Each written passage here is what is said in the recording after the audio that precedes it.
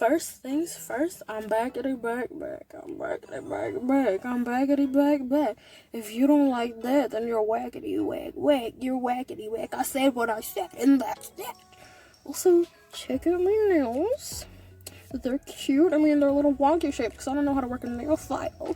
But they're cute and they're press-ons. They're press-ons. I didn't get them professionally done. Obviously, you can tell by the shape that I didn't get them professionally done. But aren't they so nice? They're like, look at that houndstooth design. Isn't it so cute? It's amazing. I love it.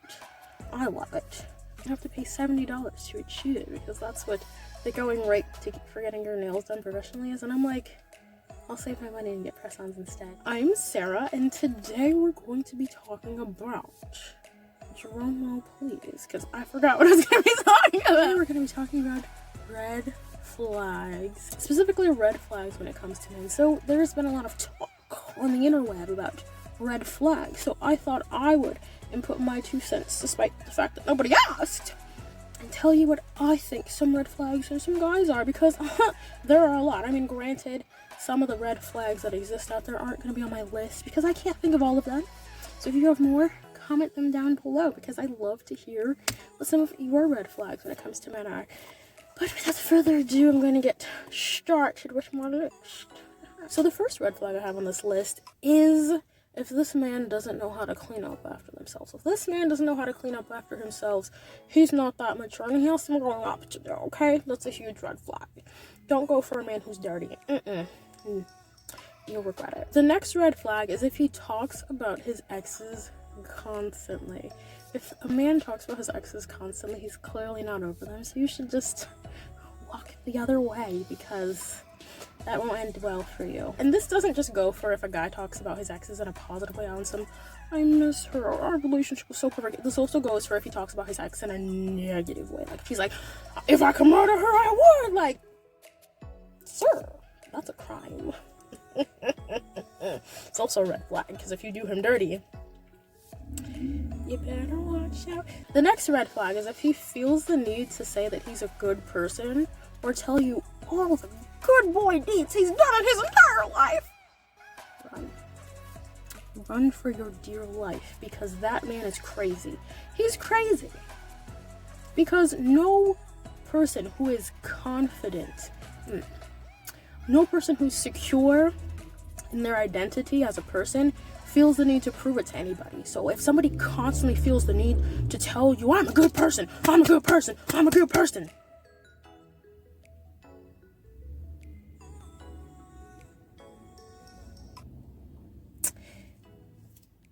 are you though? I personally don't believe that there are good people per se. I believe that there are people, and people make good choices and people make bad choices, but that's another conversation for another time. The next thing on my list is if he calls women females. If he calls women females, he's a misogynist, obviously. The next thing on my list is if this man defends predatory behavior. If he defends predatory behavior or abusive behavior, he is either a predator himself or an abuser himself. So, yeah, so this is the type of man that you also want to keep away from your children. You know, I've encountered a man like this. Like, I brought up how I didn't think R. Kelly was that good of a person because we all know his history, and the first thing he did was defend R. Kelly, and I'm like, sir, 911, what's your emergency? I'd like to report a suspicion of crime, like, no. The next topic that I forgot how to make videos, I'm not gonna cap, it's been so long. The next item on the list, the next thing on the list is if he doesn't prioritize his mental health. A guy who doesn't prioritize his mental health is probably going to engage in a bunch of toxic behaviors, and you're going to feel the brunt of them. So if he doesn't think that his physical or mental health is all that important, you know, if he's the type of guy who would dissuade you from going to therapy, he's not the type of guy you want in your life. You should probably keep your distance because, yeah, no, he's probably a hot mess. The next item on the list is if he tells you that you're not his type. If he tells you you're not his type, if you don't run, be prepared to go to hell and back with him. He's going to act like because you're not his type that you should be happy that he's even giving you the time of day. Because you're not his type, he's gonna treat you like garbage, and he's gonna justify it by saying, well, you're not really my type. I don't really go for women like you, so you should be happy that I'm even giving you any attention. Yeah, no, If he tells you you're not his type, be like, thank you, next. Like, Like, why are you wasting my time if I'm not your type, sir?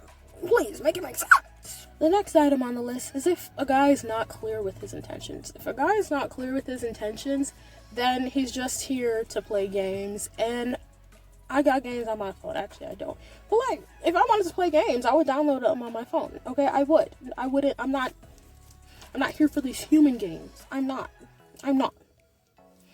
So, if you want to be stuck in a situation where you're confused 24/7, then give a guy who's not clear about his intentions the time of day, and your life will be chock full of confusion.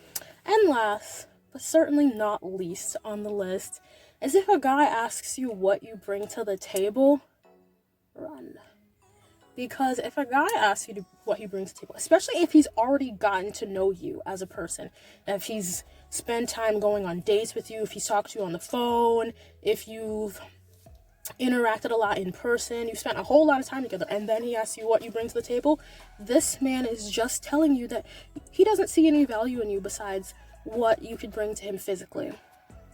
Besides the physical, he doesn't see any value in you. So he's like, well, I've gotten to know you. You don't serve me in any possible way, so why don't you tell me how you can serve me? A guy like that is not a guy you want to spend time with, because a guy like that will ruin your self-esteem. Like, he will make you feel so small and so insignificant. You know, like,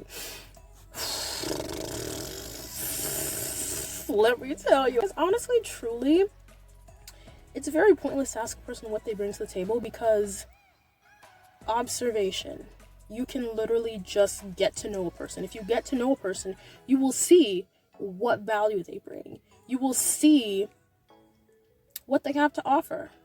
Like, that's why there are people out here getting jobs they don't qualify for, because they're out here lying on their resumes and lying during interviews saying, oh, I can do this and that and this and that and this and this. Like, anybody, you ask somebody what they bring to the table, anybody can lie to you and say, oh yeah, I bring this to the table, and I bring that, and I bring that, and you could be like, oh, this sounds pretty good, oh my god. And then they can't deliver on all these goods. So let's stop pretending that that's an actual valid question. Like, if you want to find out what somebody brings to the table in terms of a dating relationship, all you gotta do is spend enough time with them. Spend enough time getting to know them, and you're gonna find out.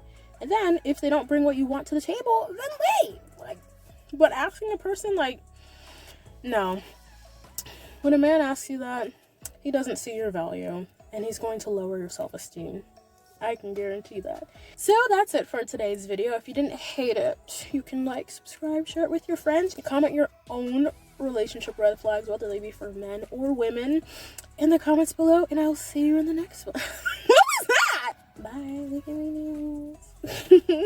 Bye. Why am I like that?